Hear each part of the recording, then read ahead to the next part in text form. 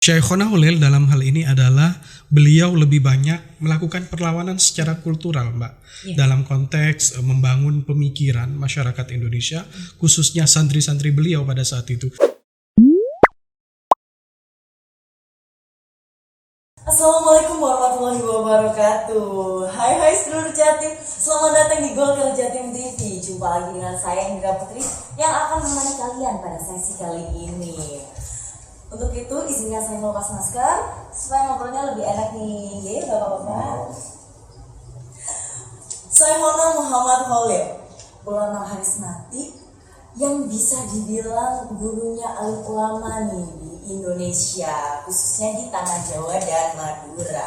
Mulai dari Kiai Haji Hasyim Asy'ari, Kiai Haji Asy'ad Syamsul Arifin, dan masih banyak lagi. Wah, ngomongin beliau ini sampai membuat merinding, mengingat dakwah-dakwahnya beliau ini sepanjang perjalanan hidupnya. Untuk itu telah ada di samping saya Bapak Muhammad Ali Ridho yang juga anggota Komisi 8 DPR RI fraksi Partai Golkar, dan juga Bapak Muhaimin. Beliau adalah tim perumus naskah akademik dari riwayat hidup dan perjuangan Syekhona Muhammad Holil. Assalamualaikum Bapak. Sehat Pak?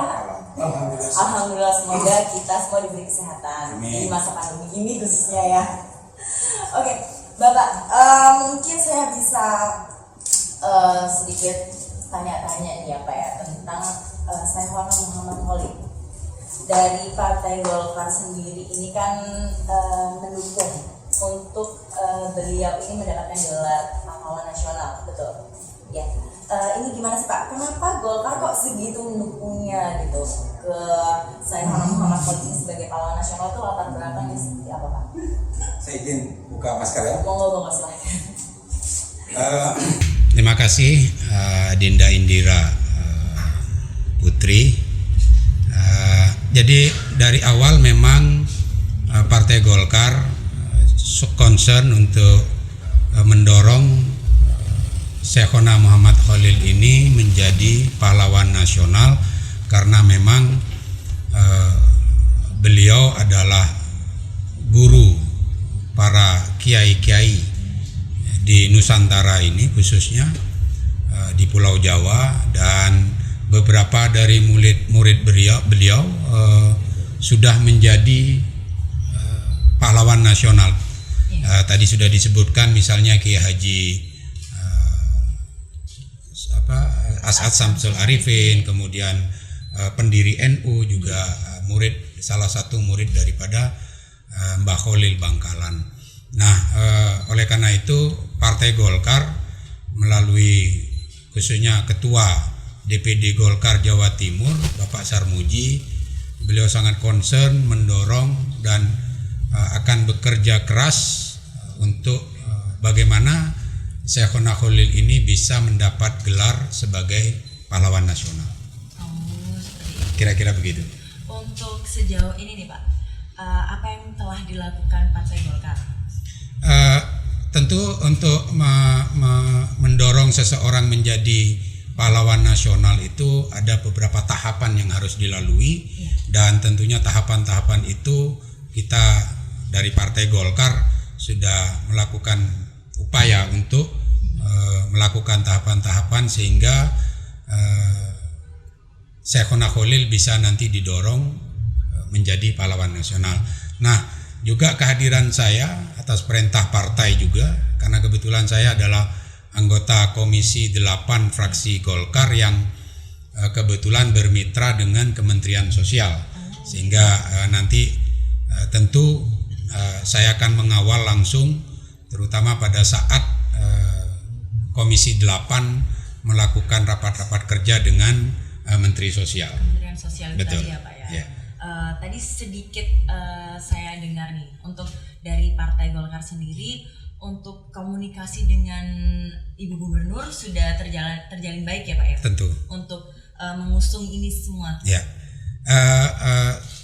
sudah jelas komunikasi dengan Ibu Gubernur Jawa Timur sudah sangat intens. Bahkan di seminar tadi Ibu Gubernur menyempatkan waktu untuk hadir, dan memberikan juga masukan-masukan karena Ibu Gubernur sebelumnya itu adalah Menteri Sosial, sehingga dia paham betul, tahu betul tentang syarat untuk mengajukan seseorang menjadi pahlawan nasional. Tapi untuk persyaratan sampai sedang dalam proses. Masih dalam proses. Pak, ya? Oke. Apa nih Pak? Kira-kira habis ini ke depannya dari Partai Golkar sendiri akan seperti apa gitu? Ya, tentu dari fraksi Golkar, dari Partai Golkar, dari tingkat bawah, dari daerah, kabupaten, provinsi maupun pusat, nanti akan kita bersinergi terus tentunya untuk mengawal dan dibantu oleh dari teman-teman tim perumus untuk bagaimana kemudian persyaratan-persyaratan untuk mendorong Syekhona Muhammad Khalil ini menjadi pahlawan nasional. Tentu juga ini menjadi tugas saya sebagai anggota Komisi 8 dari fraksi Golkar. Ini berandai-andai nih Pak, ketika proses ini telah berjalan dan insya Allah semoganya ini goal dan diberikan gelar itu kepada Muhammad Syekhona Khalil Syekhona Muhammad Khalil ini. Apa yang akan diberikan secara intens oleh Partai Golkar? Apakah setelah pendorongan itu sudah selesai atau ada apa lagi nih dari partai ini? Tentu kalau upaya Partai Golkar tidak hanya mengusung di awal saja, tetapi kita akan mengawal proses ini sampai kemudian goal. Karena itu membutuhkan sekitar waktu kalau nggak salah 2 tahun. Dan mudah-mudahan itu bisa terrealisasi, dan ini mungkin menjadi persembahan dari Partai Golkar kepada bangsa ini bahwa Syekhona Khalil memang layak, memang pantas untuk mendapatkan gelar pahlawan nasional. Jadi ini memang bagian upaya dari Partai Golkar, tapi sumbangsi ini kita akan sumbangkan kepada bangsa kita. Oke, selanjutnya saya akan bertanya ke Bapak Muhaimin. Ya. Oke, kalau sebelum pindah ke Bapak Muhaimin, saya mohon izin kepada host dan rekan-rekan sekalian, saya harus meninggalkan tempat ini karena harus menuju ke bandara untuk kembali ke Jakarta. Terima kasih pemirsa sekalian, jumpa lagi di Golkar TV. Assalamualaikum warahmatullahi wabarakatuh. Terima kasih Mbak Indira, Pak Dr. Muhaimin, jumpa lagi. Nah, seluruh Jatim tadi sudah berbincang dengan Bapak Muhammad Ali Ridho yang beliaunya juga anggota Komisi 8 DPR RI dan dari fraksi Partai Golkar. Nah, sekarang saya bersama Bapak Dr. Muhaimin. Beliaunya ini adalah ketua tim pengusut dan ketua tim kajian akademik dan biografi dari Syekhona Muhammad Khalil, betul? Betul, Mbak. Iya. Kalau dengan Dr. Muhaimin nih saya panggilnya ya. Yeah. Saya ingin mengulik lebih dalam dari figur Syekhona Khalil sendiri nih. Jadi Syekhona Khalil ini kan akan dijadikan pahlawan nasional yang didorong, diusung oleh Partai Golkar. Ini latar belakangnya dahulu kala itu seperti apa nih Pak? Mungkin bisa diceritakan. Oke. Sebelumnya kami sebagai ketua tim pengusul dan ketua tim penyusun naskah akademik dan biografi Syekhona Muhammad Khalil menyampaikan terima kasih dan apresiasi serta penghargaan setinggi-tingginya kepada DPD Golkar Jawa Timur yang sudah menginisiasi pelaksanaan seminar dan webinar dalam rangka pengusulan gelar pahlawan nasional atas nama Syekhona Muhammad Khalil Bangkalan. Kalau kita bicara tentang latar belakang tentunya banyak ya Mbak. Terlebih lagi kalau kita menelisik ke belakang bahwa narasi-narasi sejarah mainstream di Indonesia itu tidak pernah berpihak pada ulama dan santri. Artinya kita ingin meluruskan realitas sejarah tersebut dengan mengkonstruksi banyak hal yang berhubungan dengan peran dan kiprah Syekhona Muhammad Khalil agar beliau itu tidak hanya diketahui sekedar karomah dunia metafisika, Waliyullah, dan sebagainya. Kami ingin generasi muda tahu bahwa kiprah beliau itu luar biasa dalam konteks inisiasi penguatan nasionalisme, terutama di kalangan ulama dan santri di Nusantara pada saat itu. Ya, mendapat gelar sebagai pahlawan kemerdekaan nih, tentunya beliau punya andil di kemerdekaan Indonesia. Kalau boleh tahu peran Syekhona Khalil sendiri ini di kemerdekaan Indonesia apa ya? Peran beliau tentunya agak berbeda dengan pahlawan-pahlawan nasional yang lain. Dari itu kami ingin merekonstruksi pemikiran, penilaian banyak pihak terkait dengan gelar pengusulan pahlawan.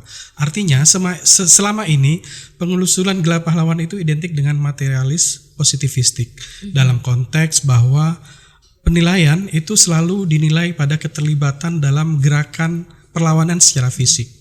Syekhona Khalil dalam hal ini adalah beliau lebih banyak melakukan perlawanan secara kultural, Mbak.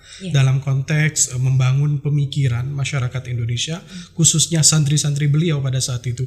Dan bagi kami impactnya itu luar biasa, lebih dari sekedar perjuangan secara fisik. Karena bukti sejarah menyatakan bahwa perlawanan di berbagai wilayah di Indonesia, terutama di Tapal Kuda dan pesisir Jawa Tengah, itu diinisiasi oleh Syekhona Muhammad Khalil, santri-santri Syekhona Muhammad Khalil. Apalagi kalau kita bicara bahwa murid-murid beliau itu menjadi penggerak utama dalam perlawanan pergerakan melawan kolonialisme di Indonesia. Sebut saja yang Mbak Dira tadi sebutkan, Hasyim Asy'ari, Kiai Asyad Syamsul Arifin, Wahab Hasbullah, dan masih banyak lagi santri-santri Syekhona Khalil yang berjuang melawan kolonialisme di Indonesia. Beliau itu adalah inisiator dalam konteks penguatan nasionalisme ulama dan santri di Indonesia. Kami menemukan manuskrip Hubul Waton Minal Iman yang ditulis oleh beliau sendiri di sela-sela kitab beliau. Jadi beliau menggelorakan nasionalisme melalui langgar-langgar pengajian dengan Hubul Waton Minal Iman, bahwa mencintai tanah air itu sebagian dari iman. Dari itu melahirkan impact-impact yang luar biasa. Implikasinya adalah bahwa itu menjadi pemantik untuk santri-santrinya, dan santri-santrilah kemudian yang menerjemahkan gerakan beliau melalui perjuangan fisik di berbagai wilayah di Nusantara, khususnya di wilayah Tapal Kuda dan pesisir Jawa Tengah.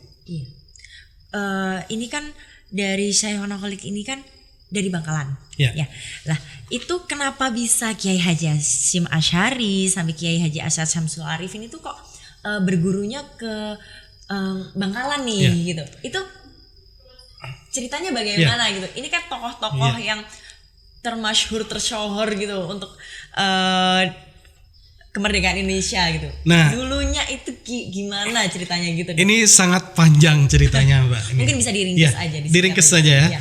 Bahwa beliau itu adalah epicentrum pusat keilmuan di Madura, Jawa, Banten, Sunda, dan Melayu. Sunda?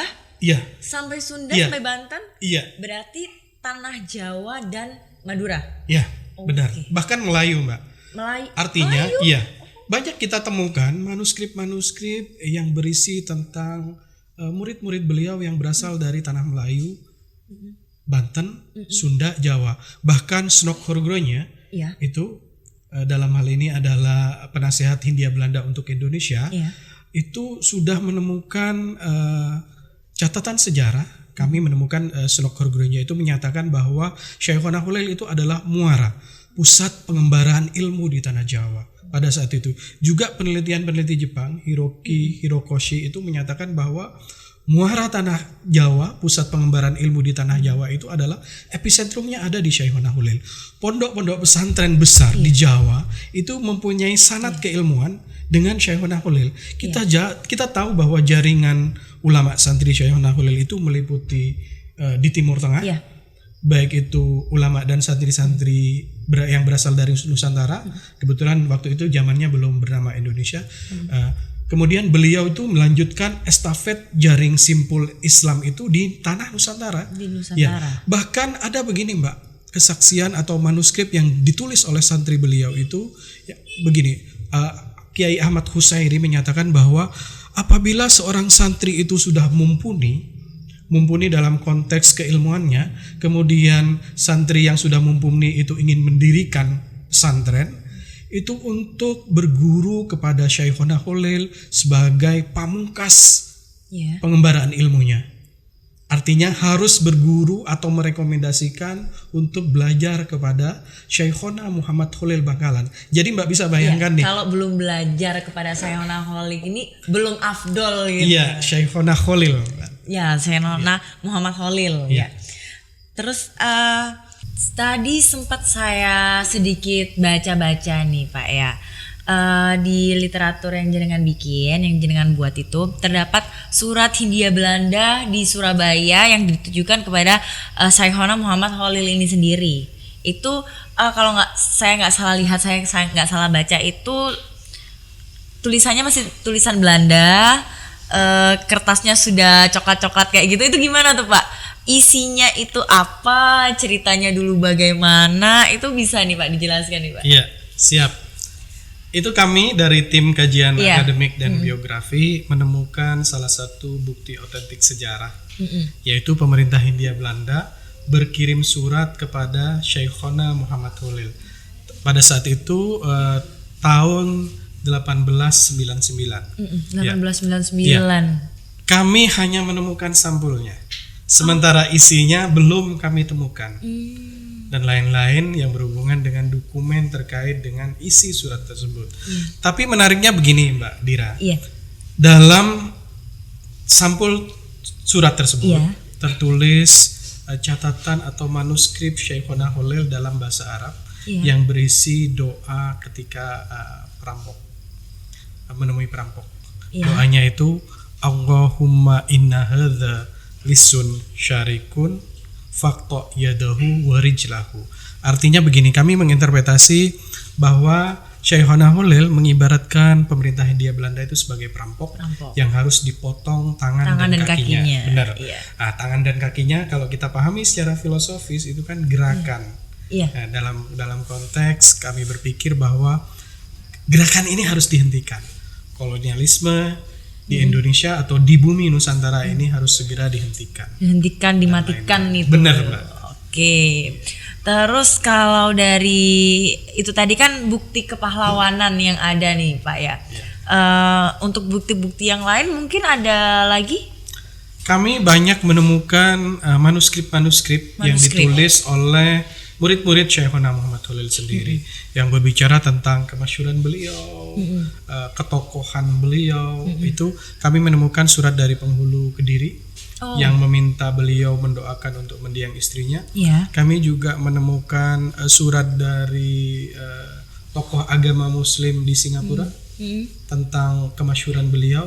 Kami juga menemukan manuskrip-manuskrip lain yang berkaitan dengan ketokohan, kealiman, kesaksian murid-murid beliau tentang Syekhona Muhammad Khalil. Manuskrip-manuskrip inilah yang kemudian kami jadikan bukti-bukti dalam kepenulisan pengusulan gelar pahlawan ini, Mbak Dira. Ini manuskrip yang telah ditemukan ini kurang lebih ini pada masa penjajahan nih, Pak? Iya, terus berkembang sampai detik ini, Mbak Dira. Karena begini, kami menemukan manuskrip itu juga menelusuri jejak-jejak sejarah sampai ke Jawa Tengah, Jawa Barat dan lain-lain. Kebetulan kami berkolaborasi dengan Lajnah Turas Ilmi, yaitu pencarian jejak Syekhona Khalil yang dibentuk oleh Duria. Dan itu menjadi penyuplai data kami. Jadi beliau itu di tim itu mencari jejak-jejak manuskrip itu. Ada yang ditemukan di Jawa Tengah, di Rembang, ada yang ditemukan di Jawa Barat, di Bandung, Sukabumi, Garut dan lain-lain. Itu manuskrip-manuskrip inilah yang menjadi bahan untuk penulisan kami menguatkan gelar pahlawan ini. Dari Syekhona Muhammad Khalil ini sendiri kan dari Bangkalan nih Pak. Mungkin di Bangkalan sendiri atau mungkin di Madura sendiri itu ada suatu mungkin museum atau mungkin suatu tempat pencarian informasi dari Syekhona Khalil tersendiri ini. Ya, di beberapa museum, perpustakaan dan lain-lain ditemukan beberapa tulisan tentang Syekhona Muhammad Khalil, tapi masih sangat terbatas. Nanti tugas kami begitu pengusulan gelar pahlawan ini goal, Nantinya kami akan juga membuat semacam museum yang milenial sekali. Nanti kami kemas dengan sangat bagus dalam bentuk digital. Artistiknya kami buat sebagus mungkin, set dan lain-lain. Artinya begini, bagaimana anak-anak muda bisa mengenal literasi sejarah tentang Syekhona Muhammad Khalil itu sendiri. Untuk pengusungan gelar pahlawan nasional ini sendiri, dari tim pengusul ini mungkin bisa diceritakan tahapan ringkasnya nih. Tahapan mulai dari mungkin perancangan, pengusulan, apa-apa yang diperlukan, mungkin biar sedulur Jatim ini juga paham gitu. Seperti apa tahapannya? Siap Mbak Dira. Dalam hal ini begini, proses pengusulan pahlawan ini berasal dari masyarakat. Kami dalam hal ini ditunjuk oleh yayasan dan masyarakat secara luas untuk menjadi tim pengusul gelar pahlawan nasional ini. Kemudian kami mengajukan permohonan kepada Dinas Sosial Kabupaten Bangkalan, pemerintah daerah Jawa Timur, pemerintah daerah Kabupaten Bangkalan. Kemudian kami berkolaborasi, terbentuklah TP2GD Kabupaten Bangkalan. TP2GD itu adalah tim peneliti dan pengkaji gelar daerah. Kemudian kami membuat prosedur administratif pengusulan gelar pahlawan ini, diantaranya adalah kajian naskah akademik yang berbicara secara khusus tentang Syekhona Muhammad Khalil. Yang kedua, biografi Syekhona Muhammad Khalil. Yang ketiga, daftar riwayat hidup dan perjuangan beliau. Yang keempat itu dokumen pendukung. Yang kelima adalah laporan-laporan seminar yang dilakukan oleh TP2GD. Kemudian itu kami lakukan sampai 25 Januari 2021. Januari lalu Nah, kemudian kami mengirimkan itu ke provinsi, TP2GD provinsi melalui Dinas Sosial Provinsi Jawa Timur itu di awal Februari 2021. Dan alhamdulillah kami didukung oleh Dinas Sosial Provinsi Jawa Timur sudah melakukan sidang TP2GD provinsi. Ya, pada minggu yang lalu. Minggu lalu berarti sudah sidang nih Pak? Sudah sidang di Kamis 5 Maret yang lalu. Untuk selanjutnya hasil sidang itu dibawa ke pusat? Kami kemarin itu di TP2GD provinsi dilakukan review yang terdiri dari 15 elemen, yaitu dari sejarawan, dari unsur perguruan tinggi, dari Polda Jawa Timur, dari Kodam 5 Brawijaya, tim MGMP Sejarah Jawa Timur, Dinas Pendidikan Provinsi Jawa Timur, Legiun Veteran RI Jawa Timur, kemudian MGMP Kota Surabaya, dan beberapa perwakilan lain, termasuk juga dalam hal ini adalah tim pengusul dan yayasan, menghasilkan sidang TP2GD yang insya Allah dalam hal ini kami diberikan kelancaran dan kemudahan terkait dengan review-review dari penilaian-penilaian dalam sidang TP2GD. Selanjutnya dari Dinas Sosial Provinsi akan meminta rekomendasi kepada Gubernur Jawa Timur untuk selanjutnya kira-kira di akhir Maret atau awal April Dinas Sosial Provinsi Jawa Timur sudah mengirimkan ke Kementerian Sosial Republik Indonesia. Kemudian TP2GP dalam hal ini TP2GP Pusat kemudian melakukan review dan penilaian berhubungan dengan syarat-syarat Syekhona Khalil menjadi pahlawan. Administrasi itu ya. Selanjutnya nanti Mbak Dira dikirim dari Kemensos tersebut. Kemudian diuji di Dewan Gelar. Setelah dari Dewan Gelar itu ke meja Presiden. Jadi ini prosesnya masih cukup panjang ya. Semoga prosesnya ini segera rampung, segera selesai dan disetujui. Baik. Ini Bapak Muhaimin ini hadir di Golkar Jatim TV ini tentunya viewers kita, pendengar kita itu kan banyak banget nih teman-teman milenial, anak-anak muda. Nah, untuk sosok Syekhona Khalil sendiri ini bagaimana sih supaya kita ini kaum milenial itu juga bisa mentauladani sifat-sifatnya beliau, sosok baiknya seperti apa, itu apa yang bisa kita teladani nih Pak dari sosok Syekhona Muhammad Khalil sendiri?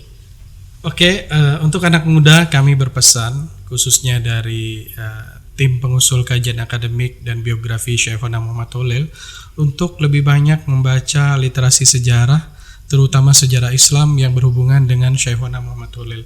Karena begini Mbak, Bung Karno menyatakan bahwa bangsa yang besar adalah bangsa yang menghargai jasa-jasa para pahlawannya. Untuk itu kami mengajak anak-anak muda bagaimana mempelajari sejarah bangsanya, karena hal itu bisa kita jadikan role model, teladan untuk orang-orang terdahulu kita. Pesan saya dalam hal ini adalah banyaklah mempelajari literatur sejarah, karena di situ kita bisa belajar tentang apa sih hal-hal yang dahulu dilakukan oleh para pendahulu kita. Sejarah itu dalam konsep waktu, perubahan, dan keberlanjutan. Anak-anak muda di Amerika khususnya dibekali tentang pendidikan sejarah mulai dari di pendidikan dasar, bahkan malah sampai pendidikan tinggi masih diajarkan sejarahnya sejarah. Itu Amerika itu menekankan pentingnya sejarah bangsanya untuk diajari secara terus-menerus. Kami juga berpesan dalam hal ini banyak sekali teladan-teladan yang bisa diambil dari keteladanan Syekhona Muhammad Khalil. Kalau kita pelajari dalam hal ini adalah dunia tasawufnya mungkin, atau bagaimana kiprah beliau dalam penguatan nasionalisme ulama dan santri di Nusantara. Banyak hal-hal yang bisa kita pelajari dari Syekhona Muhammad Khalil. Bangsa juga nih. Benar, iya, dari Syekhona Muhammad Khalil sendiri. Oke. Bapak Muhaimin, saya mengucapkan banyak terima kasih telah hadir di tengah-tengah kita di sini di Golkar Jatim TV, sudah berbagi informasi, sudah meluangkan waktu, dan tentunya sedulur Jatim jangan lupa untuk like, komen, subscribe, dan klik lonceng kalian untuk update informasi yang lebih menarik lainnya. Saya Indira Putri pamit dulu. Bapak Muhaimin, terima kasih untuk undangannya kepada tim pengusul Gelar Pahlawan Nasional Syekhona Muhammad Khalil. Mudah-mudahan ini kerjasama dan ikhtiar bersama untuk lebih mensosialisasikan penguatan gelar pahlawan ini, khususnya bagi teman-teman milenial.